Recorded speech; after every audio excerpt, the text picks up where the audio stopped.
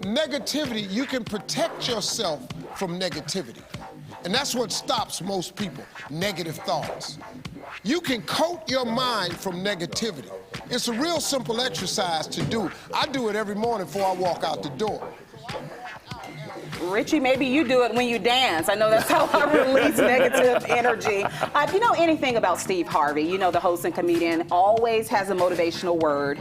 In that video, he goes on to say that he starts every day with gratitude, and it helps him to remain positive. Now, it's a quote for him, though, that a lot of people are sharing online. This one from his friend and fellow comedian, Richie Sky. Got a lot of people talking.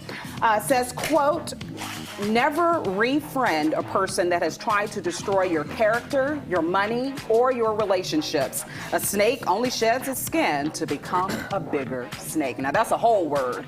I want to know, though, have you all ever refriended someone who did you dirty? When I was younger. Agreed. When I was younger, I think, you know, that idea of forgiveness when you're younger is like, oh, but we had so much fun together. Just this one time. Yeah, just this one time. I'll let you get away with that this one time, and then they do it again. It inevitably happens all the time. They do it again. And so now as I've gotten older, you only get one opportunity to do that to me. Yes. One. I used to have a 3 strikes rule. Now I'm down to 1. It's not worth it. And somebody's character, it speaks so loudly as an adult. If you're going to do someone wrong at this age, you're going to do it again, right? And I've learned you protect your energy. Yeah. Because when you allow that kind of energy into your life, nothing good is going to come of it. And I think, too, at some point, you have to take responsibility for the people you have in your life. Yeah. Which essentially is what he's saying. You can sit back and say, oh, this person did this, that, and the other. But if you allow them, people are going to treat you the way you allow them to. Oh, yeah. I had somebody I grew up with who always was calling asking for money or had a sob story about something. And you know what I did last year? I quietly blocked them the last time they called me. Well, there you go. I just blocked their number, and you know what? It was like a weight was lifted off my shoulders. You have to protect your peace. I had someone who I knew that was like a brother to me who told my friends like all these crazy stories and things about me and like this long text message. And you know, I said, I could do what you did to me because as a friend group, you always know you know what all of the skeletons are. But I said, you know what? I'm not going to do that because that's not who I am. And so at that point in time, I realized it was better that God showed me this. And once that door was closed, I closed the door forever. Yeah, sometimes walking away is the best action you can take. Silence is golden. Next up, I want to get your take on this one. A recent college graduate's rant about the struggles of finding a job, a good job, even with a bachelor's degree, is being shared on TikTok and on LinkedIn. Check it out. What's going on up in here? Is it a scam? Is it a joke? Because I need to understand. I'm getting sick and tired of this. Y'all told us, get your degree so you can get a better paying job. And that's what I did. And now I'm in student loan debt because of it. And now I can't get a good, decent paying job with some benefits? I'm willing to make less. Something is going on. And if I see one more congratulations post on LinkedIn, I'm going to lose my freaking mind. Ooh. All right, Mikey Cook, let the people know.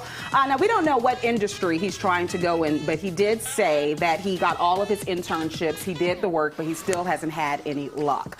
Some people are responding, saying they are in the same predicament when it comes to finding jobs right out of school, but they mentioned a variety of reasons, like the jobs that are out there don't pay enough, employers told them they're overqualified, and they believe that the jobs that are posted don't actually exist. Yeah, something nefarious going on there. Like they're hiring internally, but just posting because they have to post? To save face.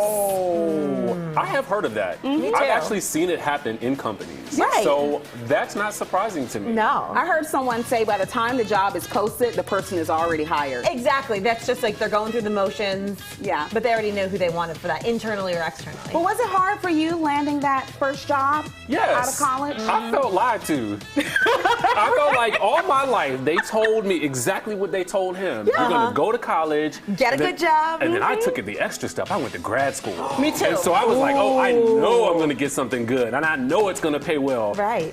Listen, my first job out of school was like, I got paid like maybe $30,000. Yeah, I was in that far from the 60 to 70 I thought I was going to be making because I had that graduate degree. So I felt that. My first job was not even a full-time job, and I was working weekend overnights on the assignment desk in Philadelphia. But it was my foot in the door, right, Yeah. to get into this career that I wanted. But I think, too, Aaron, a lot of it is generational, too. Oh, yeah. The people coming behind us, they're not going to do what we did. They don't want to work that weekend overnight. No, Yeah. out of there. So I think it's an interesting conversation. There is something to be said for what you did, right? There is something to be said for working those weekend hours, those late night hours, because I feel like that teaches you something in this in this field. Like, There how you bad do go. you want it? How much of your How much do time you want it? and your social life are you willing to sacrifice? Exactly. And also, I was bartending on the side. I was doing a bunch of other jobs to try to pay the bills, but I had this dream and vision, and I sucked it up. Well, let us know if you had to go through what we through. Oh, wait a minute, maybe the job was there, and you made more than you anticipated. Or maybe your dad had a friend, or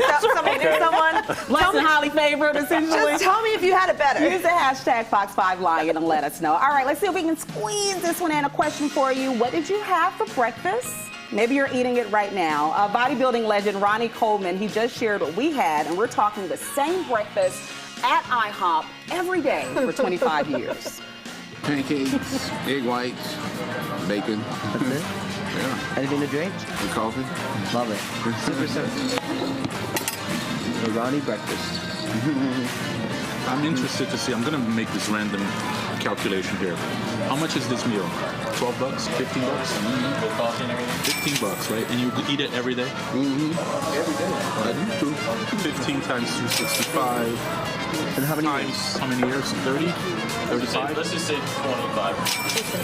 You spend $136,000. Holy So about $140,000. But let's be clear, that's an 8-time Mr. Olympia we're talking about. We can't do what he does. But it got me thinking before we get to the cost of eating out. I want to know, what would you eat every day for 25 years straight? Boiled eggs. Boiled eggs? I could do I waffles. do those in the morning. Those are good. I admittedly, because it's raining, had a grilled cheese and tomato soup for breakfast today from the bakery downstairs. And I put myself on timeout because I was eating there so many times a week. I looked at my credit card statement and I was like, once a week. You're allowed once a real week. quick, what would you eat every day? Buffalo wings. Buffalo wings? That's a good choice. I'm not gonna lie. Pizza. Pizza, I thought yes. you were going to go with the breakfast burrito. I mean, that might be number two. That might be number I two. could go with chicken fingers if we're being honest. Absolutely.